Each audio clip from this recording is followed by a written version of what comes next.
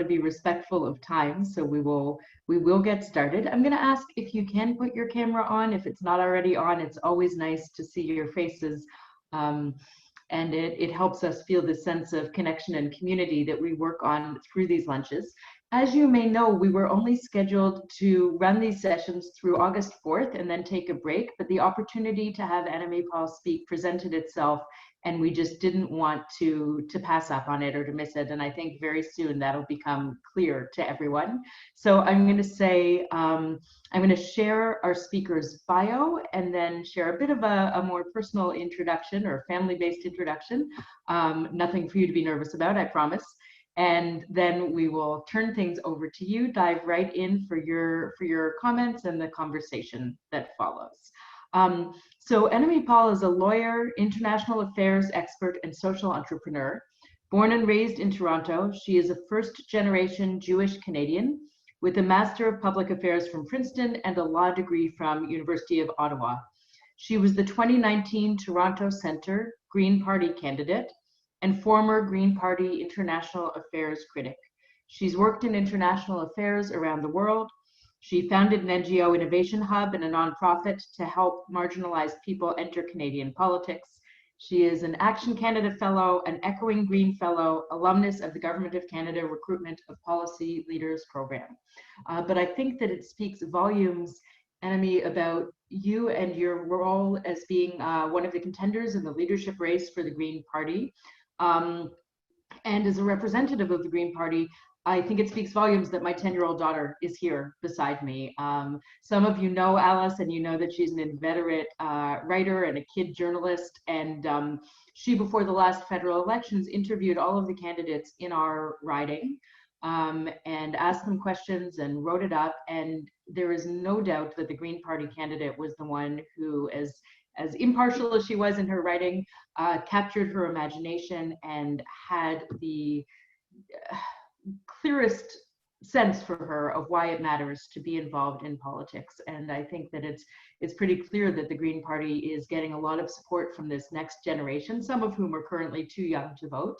But I think that it really behooves all of us to know more about the Green Party, to know more about you in terms of your story and what brought you to it, including, of course, your Jewish identity. And it really is just such a pleasure to be learning from you today. So without any further ado, I want to turn things over to Annamie-Paul. Thank you so much. And thank you for that really warm introduction. It's such a pleasure to be with all of you today.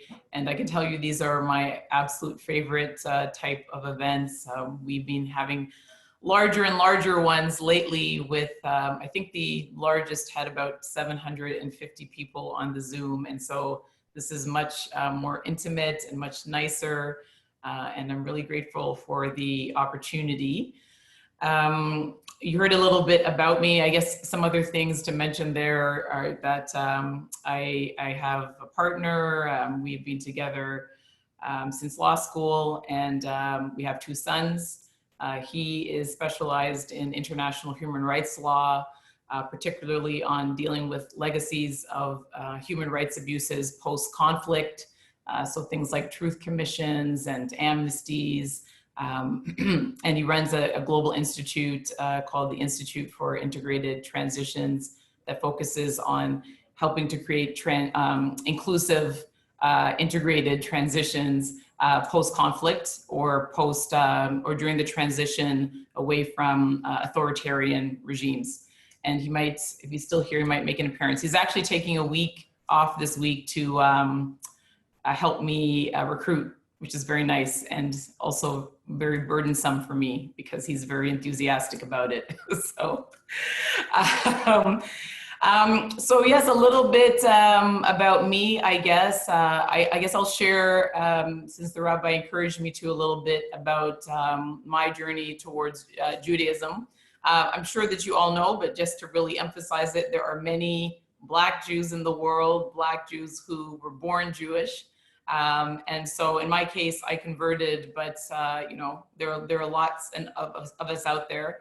Actually, the island that my mother is from in the Caribbean, called Nevis, Some of you might know it, some not. It's only about 9 or 10,000 people on the island.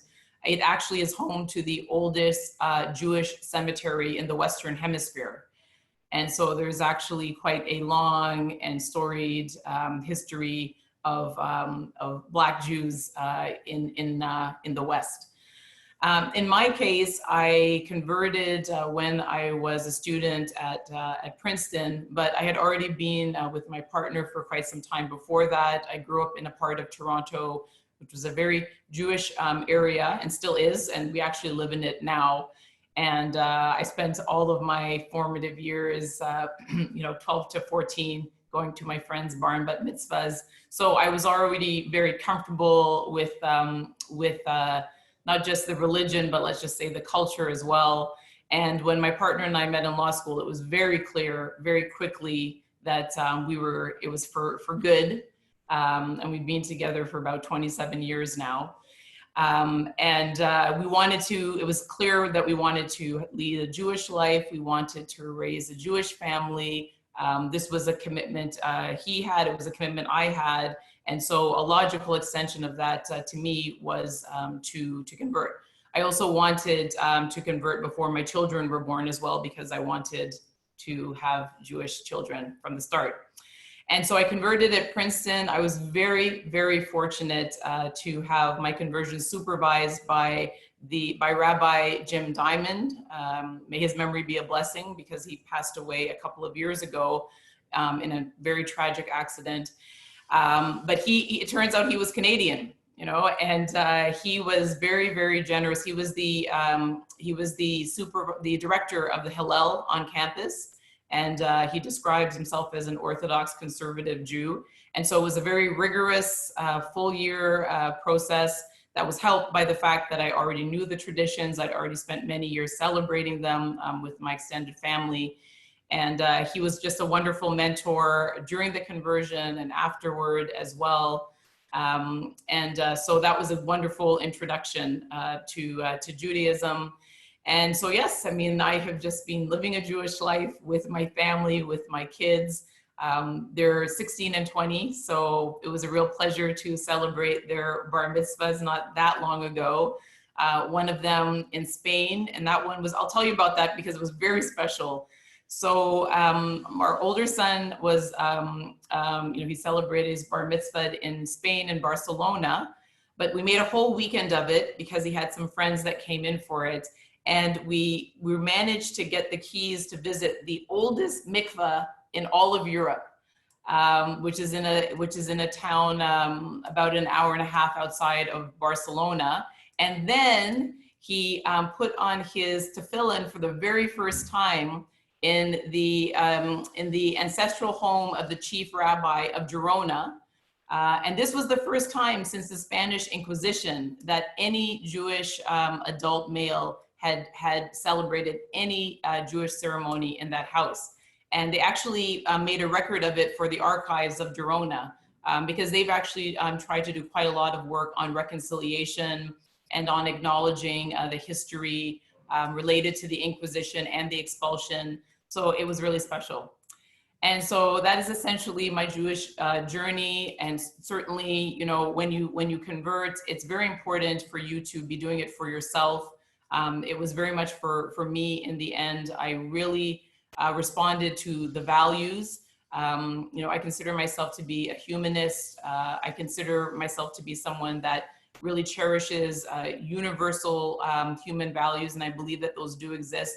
And I hear those speak to me within Judaism. I see them reflected all of the time within Judaism. And for my partner as well, it's what guides him. The other thing that, of course, drove him towards his work was the fact that on his mother's side, almost everyone, 99% of his family on his mother's side was lost in the Shoah. And so he is, it's something that definitely drives him to, and myself, to want to avoid a similar fate for as many people as possible and try to bring as much justice to the world as we can and try to be part of collective positive change. And so in terms of what I'm doing now, and I ask myself, Rabbi, every day, what am I doing now? And why am I doing this? And I'm very mindful that your daughter is there because you know, perhaps this is a politician in the making herself one day, and I wouldn't want to discourage her. Only to say that it is a challenge.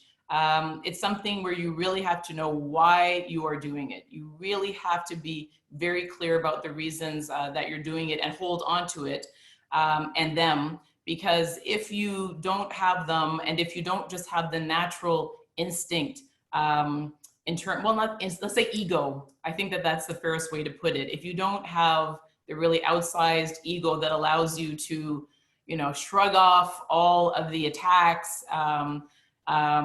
you know, it can be difficult.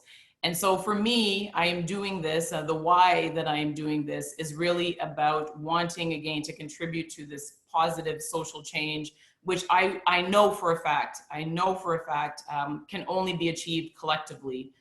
You know, we're living in a pandemic now, and we didn't expect that 6 months ago. I wasn't planning for that when I decided to run, but it really has emphasized how many things we still need to work on, you know, how much unfinished business there is.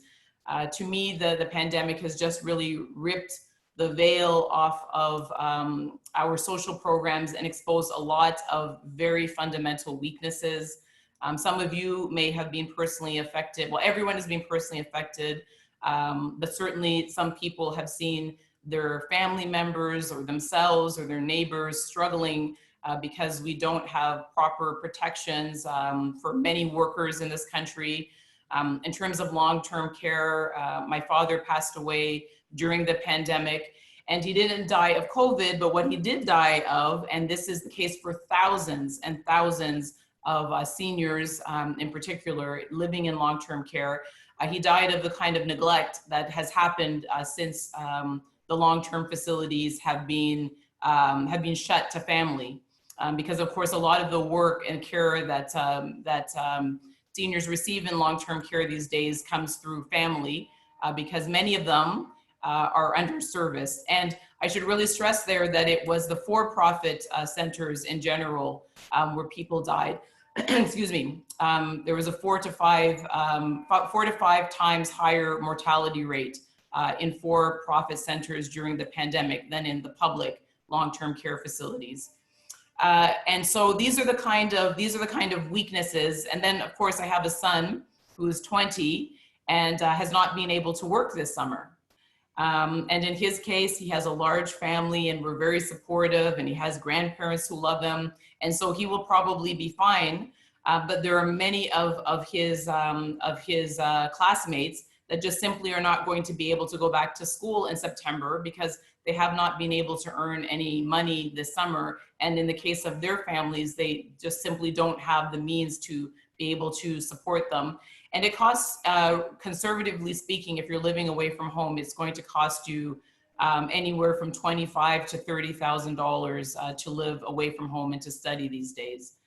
So those are the kind of, let's say, social inequities that we knew existed, but have been really, you know, again, revealed to all of us on a very large scale since the pandemic started, and has strengthened my resolve to do everything that I can to help us to build a stronger social safety net coming out of the pandemic. And eventually we will emerge from the pandemic so that we are more resilient the next time. You know, this is about building resiliency and creating true safety for everyone in Canada.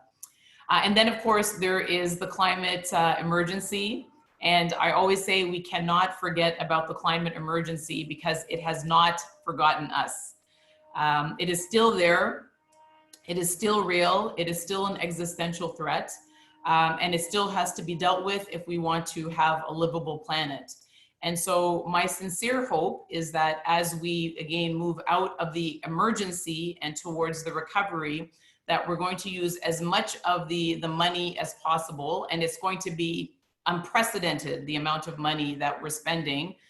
We use as much of it as possible to build a foundation that will allow us to have a green economy and will allow us to reduce our greenhouse gases while creating jobs, while building our economy and making sure that, you know, that we have the economic growth we need while recognizing that our resources are finite.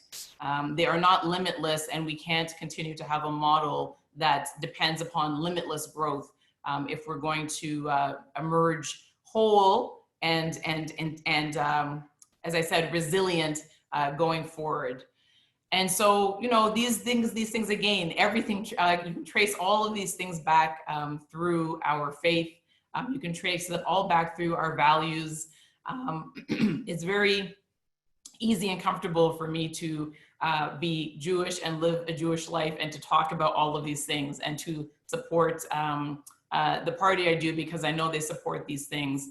You know, one thing maybe just to mention is one observation about politics that has taken me a bit aback, and I think it has to be really a reminder to all of us, is that anti-Semitism is still a very real thing in Canadian political discourse.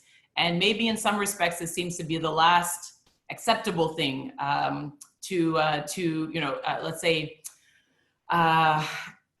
to publicly state, you know. I just this morning, yet again on social media, I have been accused of buying the election because there's some recent numbers that came out that showed our campaign leading, not just in fundraising, but also in the number of donors.